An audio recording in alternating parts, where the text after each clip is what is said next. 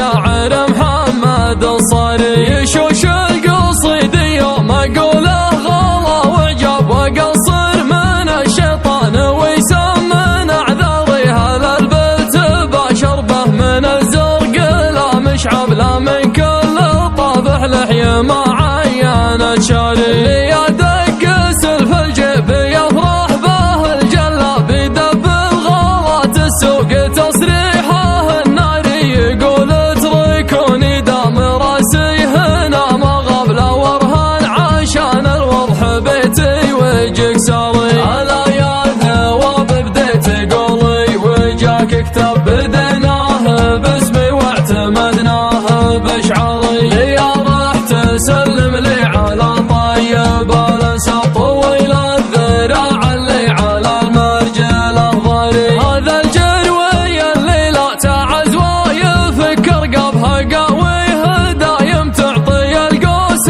للباري ليا كشارت سود المقادير بالا ياب يقول اتقدى في عزومي وفي اشواري وصايف يمينه غيمة خيرها صبب عطاياه دايم تنفض حسابه الجاري يا عبد الله ابن طيلي الشامخ النباب تفخر بك السعود وطوال الاعمار لو امدحك ب100 بيت يا مجري الهياب على كل بيت تحتاج تصميم معماري لا مريت باسمك عند الاصحاب والاقراب اشوف الجدي وسهيلي